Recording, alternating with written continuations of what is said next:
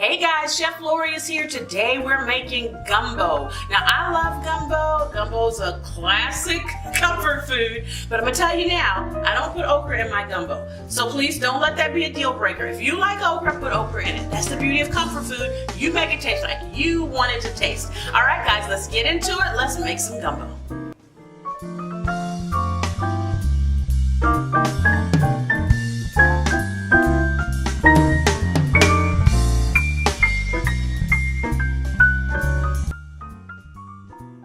First, we're going to start with some hot olive oil, and to that hot olive oil, we're going to add our garlic, followed by our onions and our green peppers. We want to cook these three items together until they're nice and soft, and then we're going to add our cut up sausage. Now, I'm using andouille sausage, and I'm using some smoked sausage. You can also use kielbasa. Any combination of those three sausages you like is fine, but I definitely recommend using spicy Cajun andouille sausage because there's just nothing like andouille sausage and a nice big pot of gumbo. Now you're going to cook all of these together and stir them often. You want to cook it until everything's cooked evenly. It should take about 5 minutes or so. Once everything is really mixed well, go ahead and add your seasonings. You're going to add some thyme and some crushed red pepper flakes. Now you might think that's not a lot of seasoning. You'd be surprised. Everything we put in this gumbo, the way we layer the flavor and build it up with the sausage and the other meats that are to come, trust me honey, it's going to be good. All right, so once we've got our crushed red pepper flakes in there, we want to go ahead and combine everything really nicely. Give it time to cook so it all blends together and they're all one big happy family here in our stock pot. Then set those vegetables and sausage aside and we will prepare to make our roux. Our veggies and sausage are done and set aside. Let's move on to the roux. The roux is a very important part of gumbo because this is where we determine how thick our gumbo is going to be.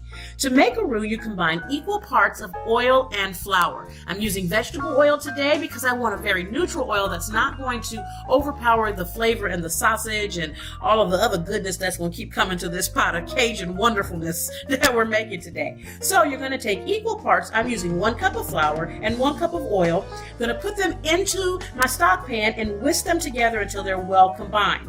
Then I'm going to bring them to a boil. It'll start to smell toasty. Now be careful that you don't overcook it. You just want to start to smell the toastiness of the flour. And then keep stirring so it doesn't stick. Once you have a little boil going and you can smell it and it's just nice and toasty, go ahead and add your chicken broth in. Now your chicken broth will eventually work to thicken up in your roux and it'll kind of act like a paste. It'll get a pasty consistency, but don't worry, you'll see how it turns out. So you're going to go ahead, add that chicken broth in, combine those well, stir them up really good and bring them again to just warmed all the way through. Don't even bring it to a boil, just get it warmed all the way through and then add back in your veggies and your sausage. Stir those together real good. Y'all see that party happening in the pot?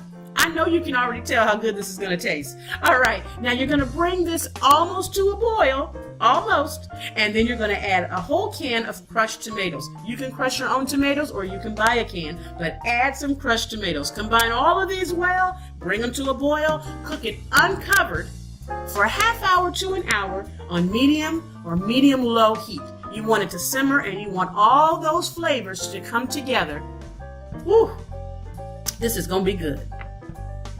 While our pot is simmering and all those flavors are getting all nice and cozy together, we're going to prepare to poach our chicken. We want to cook our chicken separate so all of that gunky stuff can get off of it before we put it into our nice pot of goodness. Once our chicken is fully cooked, we're going to add it into the pot.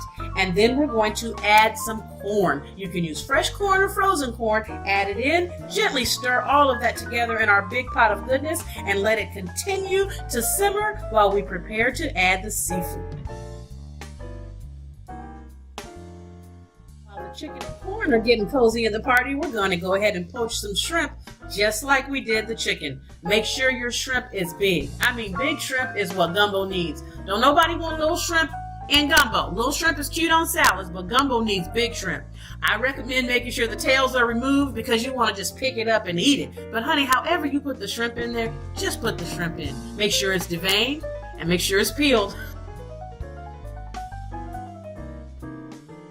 Now that our shrimp is done cooking, we're going to add our seafood into our even bigger pot of goodness. First, let's start with adding our crab meat. Crab meat will come generally already cooked. You want to rinse it off and add them in there. I add in the jumbo ones and I leave them whole because as I stir the pot and as it keeps going, those pieces will all break apart and it will be absolutely perfect. Then we're going to add in our poached shrimp to the pot as well. And the only thing that's left now, you guys, is time. You just need to give this pot a good 30 or 45 minutes so everything can simmer together and all these flavors can talk. Taste it along the way. Taste just a little bit of the broth. You want to add some salt to it and some fresh ground pepper to taste. If you feel that it needs more time, honey, put some more time in it. If you want it spicier than it already is from those sausage and the crushed red pepper flakes, you can add more red pepper flakes, or you can add some straight cayenne into it. Whatever you want to do to spice it up like you want it spiced, this is your time. And just let it sit and simmer until it's all done. And just like that, you've got a pot of gumbo. Doesn't that look good? Ooh, I can't wait to eat it. All right, guys, let's see how it looks when we put it in a bowl. There's our gumbo in a bowl by itself. Don't you just want to taste it right now, like on the screen? It's absolutely delicious. Now, you can also serve it on a bed of rice. I like to do it this way because the rice actually helps to tone down a little bit of the spice, which helps my kids sometimes. But however you serve it, ooh, it's good, you guys. Well, that's all for today. We've made a wonderful pot of gumbo. I hope you enjoy it. And again, add some okra if you want some okra. Thanks for being with me. If you enjoyed this video, please give it a thumbs up. And if you like this kind of content and you want more step-by-step instructions, hit the subscribe button and be sure to hit the bell so you're notified every time there's a new video. Thanks for joining me. Have a great day. Happy cooking.